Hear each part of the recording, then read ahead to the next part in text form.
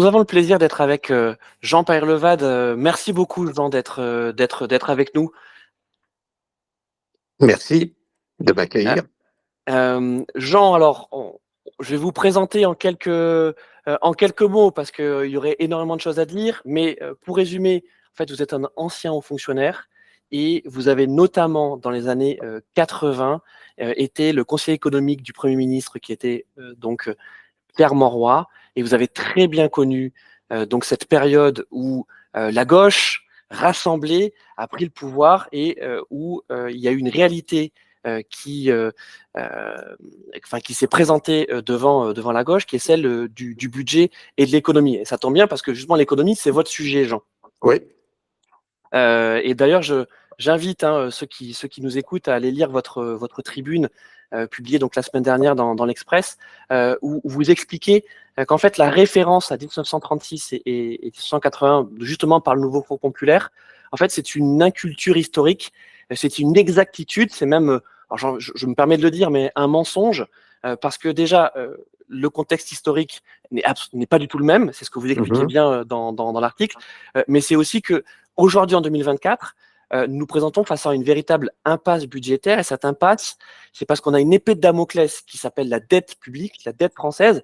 Alors, c'est pas nouveau, hein, ça fait longtemps qu'on en parle. Vous étiez d'ailleurs, vous, Jean, un des premiers à la décortiquer et à l'expliquer. Mais en fait, peut-être qu'il faudrait dire à ceux qui nous écoutent et qui nous regardent, en fait, pourquoi c'est une impasse? Pourquoi cette dette, elle est aussi importante et ça devrait être un des sujets peut-être majeurs de ces élections législatives hors normes? Alors, premièrement, la situation d'aujourd'hui n'a rien à voir avec celle de 1981. Je me permets de dire rapidement pourquoi. Oui, Le plan de relance fabriqué avec les 110 propositions de François Mitterrand représentait à peu près 2,5% du PIB.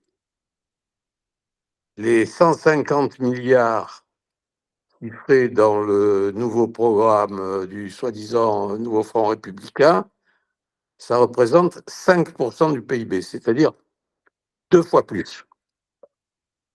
Or, l'énorme différence, c'est qu'en 1981, nous n'avions pas de dette publique, 20% du PIB, alors qu'aujourd'hui, elle est de 110% du PIB, et nous avions une balance des paiements à peu près équilibrée, alors qu'aujourd'hui, elle est structurellement déficitaire de 2 à 3% du PIB par an. Donc, nous donnons au peuple l'illusion qu'on va faire 2 fois plus de relance qu'en 1981, alors qu'on est dans une situation bien pire. Et j'ajoute que Pierre Mauroy, qui était un homme parfaitement lucide, savait dès le premier jour qu'après avoir exécuté toutes les réformes demandées par François Mitterrand, qu'on a fait le plus vite possible, il fallait revenir immédiatement à la rigueur de gestion derrière. Et j'étais, disons, le principal concepteur à ses côtés du retour à la rigueur, qui est une invention, qui est un vocabulaire de sa part, pas de la mienne. Le tournant de la rigueur, c'est une expression de Pierre Mauroy. Alors, donc tout ça, c'est une histoire qu'on fait disparaître, parce qu'un social-démocrate comme lui, un réformiste comme lui, qui à la fois fait des réformes sociales considérables et qui, à la différence de Léon Blum, ensuite rétablit les équilibres économiques et installe la gauche dans la durée au gouvernement, c'est une première. Hein. Il n'y en a mm, pas avant. Il est le premier à avoir fait ça. Et donc, je suis très fier d'avoir travaillé pour lui. Qu'est-ce qui s'est passé depuis dans la dégradation des finances publiques que personne ne veut voir?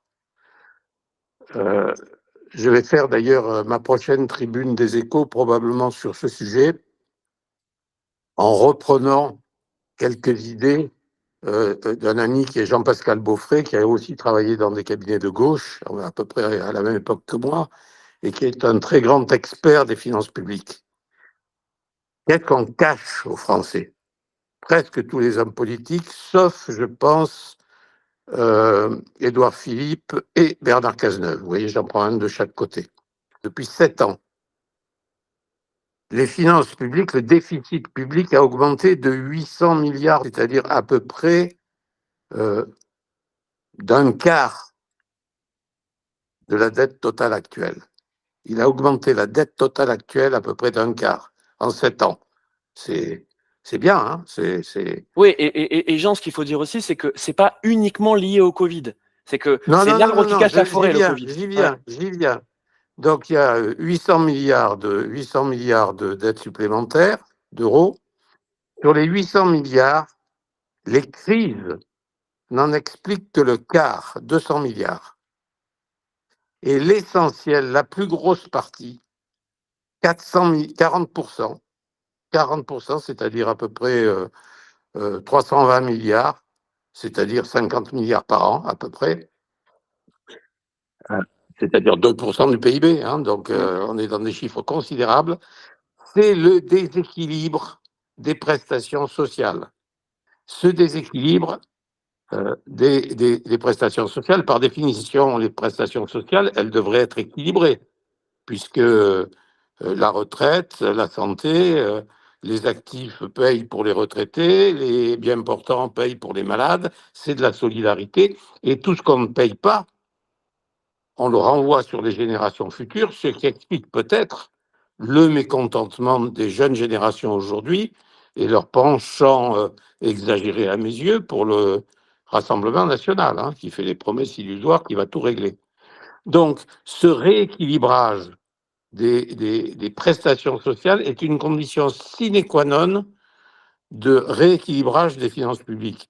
Et pourquoi on a besoin de les rééquilibrer? C'est que tant qu'elles ne sont pas rééquilibrées, on ne peut pas investir ni pour l'école, ni pour la défense, ni pour la révolution climatique, ni pour les hôpitaux, ni pour la recherche et le développement, etc., etc., etc. Donc l'État régalien est rendu immobile, impossible d'action par euh, la distribution généralisée de prestations sociales non financées. Et sur le montant donc de 50 milliards par an, 40% du total, je dois dire que ça va choquer beaucoup de gens, y compris chez les syndicalistes, y compris chez les travailleurs, mais il y en a la moitié qui vient du régime des retraites, dont on cache soigneusement le déficit structurel. Vous avez également écrit il y a 2 ans, alors en fait il est paru en 2023, mais je crois que vous l'avez écrit en 2022, un livre qui s'appelle, un essai, qui s'appelle Réformer la France, dans lequel vous expliquez effectivement vos années aux côtés de Mauroy, mais aussi les leçons qu'on peut tirer alors, de ce que c'est une vraie réforme, en tout cas de Oui, la France réformiste. Et vous expliquez bien, en fait, sans rentrer justement dans les détails de l'économie, c'est pas du tout techno comme essai, mais vous expliquez en fait les grands ensembles et notamment comment on gère un budget. Et en fait, la politique, avant tout, c'est ça. oui, C'est comme une famille. C'est une métaphore d'ailleurs que vous employez. C'est comme une famille. C'est comme quand on gère le budget d'une famille.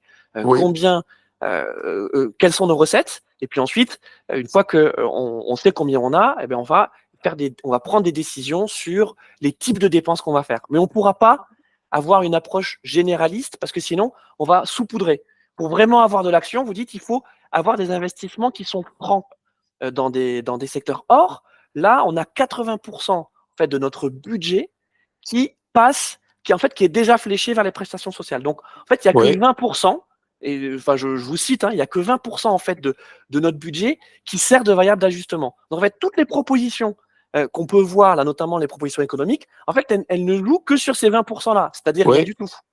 exactement. Exactement. C'est en ce sens. Tu sais, ma thèse que je développe dans Réformer la France et que j'ai expérimenté avec ce grand politique qui était Pierre Mauroy, qu'on a oublié, un très grand politique, grâce à lui, j'ai appris que la première condition de l'action, c'est le diagnostic.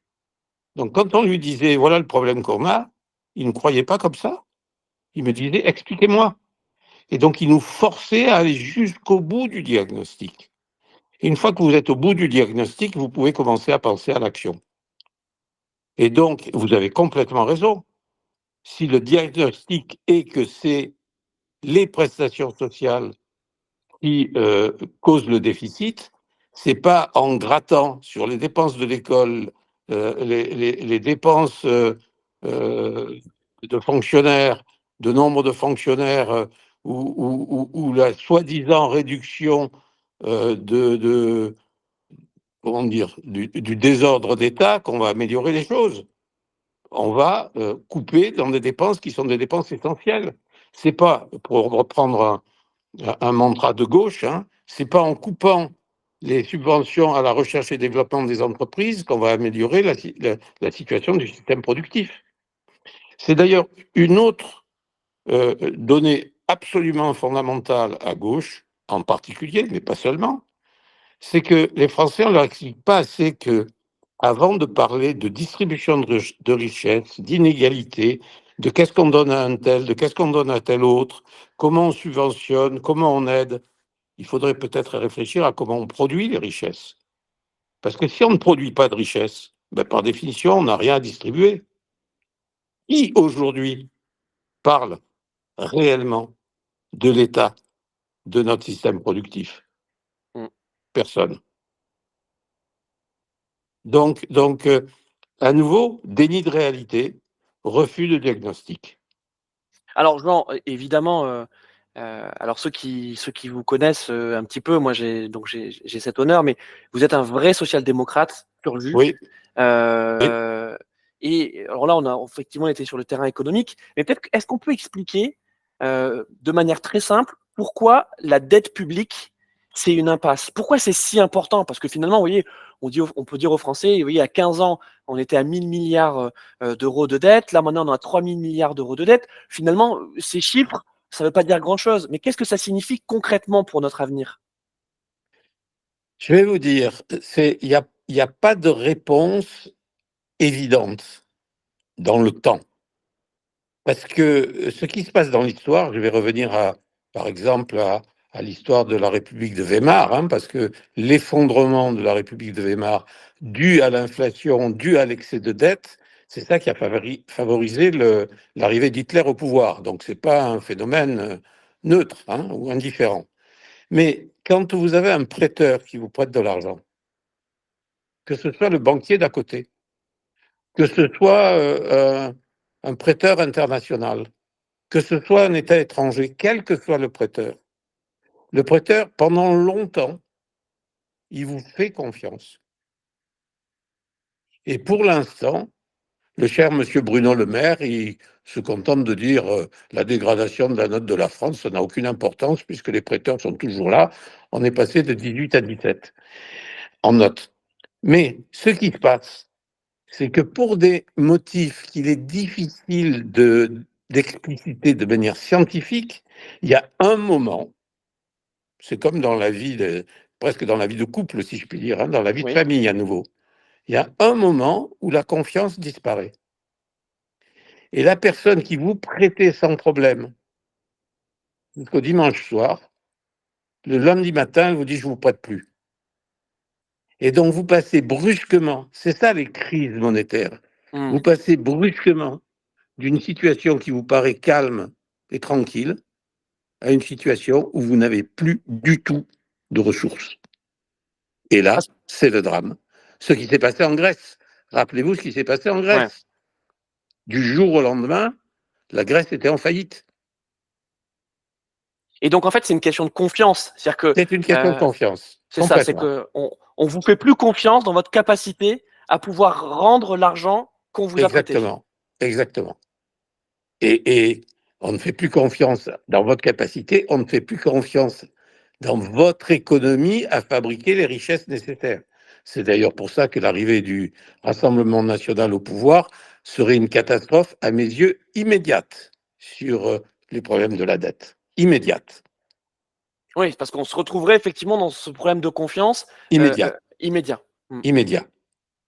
Et alors, je sais que vous, c'est votre sujet, mais comment vous expliquez que justement ce soit si absent du débat public?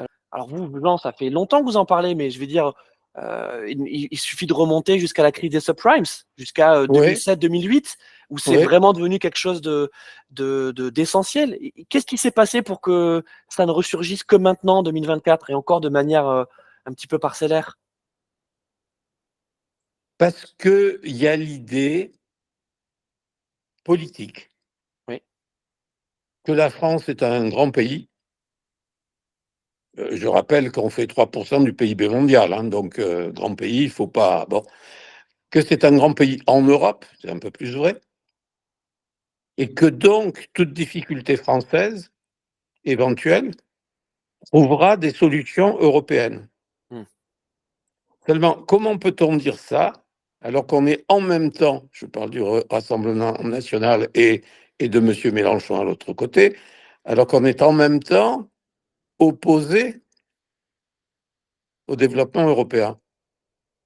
Comment peut-on dire ça en croyant, comme c'est arrivé à la Grèce, qu'une aide européenne qui arriverait parce que la France est effectivement trop grosse ou trop grande ou trop importante pour qu'on la laisse tomber, mais il ne faut pas croire qu'une aide européenne, comme on l'a vu en Grèce, comme on l'a vu en Espagne, comme on l'a vu au Portugal, comme on l'a vu en Italie, qu'elle arrivera sans contrepartie. Donc, il y a cette espèce d'illusion, on risque rien dans l'Europe pour nous. Hmm. Il y a ensuite les économistes fous, il y en a, hein, surtout à gauche, qui disent mais vous inquiétez pas, on prélèvera 2% sur les 150 Français les plus riches et on réglera tout. Ouais, mais là, pour le coup, c'est de la doctrine, c'est de la C'est de pure la doctrine, idéologie. c'est de l'idéologie. Il y a les gens qui ne savent pas ce que c'est que la monnaie, qui disent oh ben la dette c'est simple, il n'y a qu'à l'annuler. Hein. Vous dites à la Banque centrale qui n'est même pas française d'ailleurs, qui est européenne. Vous dites à la Banque centrale européenne, oh ben non, vos créances sur la France, vous les annulez. Donc, ouais, tout ça, c'est du rêve qui touche au cauchemar d'ailleurs, Ouais. si jamais il arrivait. Hein. Voilà, c'est l'illusionnisme, le déni de réalité, le refus du diagnostic précis, le refus de l'approche rigoureuse, si je puis dire, de la réalité. Alors, on manque pas de solutions, elles existent, mais c'est vrai que ces solutions, elles passent quand même par des efforts, et notamment des efforts collectifs, Les efforts euh, demandés à tous. et des efforts demandés à tous. Oui, Et ça veut dire quoi, Jean? Ça veut dire plus d'impôts, c'est ça, hein? oui, ça veut dire plus de prélèvements pour compenser le déséquilibre des finances sociales. Alors, pour bien montrer que j'ai beau être très aisé, riche, etc., euh, je suis, oui, partisan de la reconstitution de l'impôt sur la fortune, mais qui ne va pas ramener des fortunes Non. gigantesques, hein. C'est quelques milliards d'euros.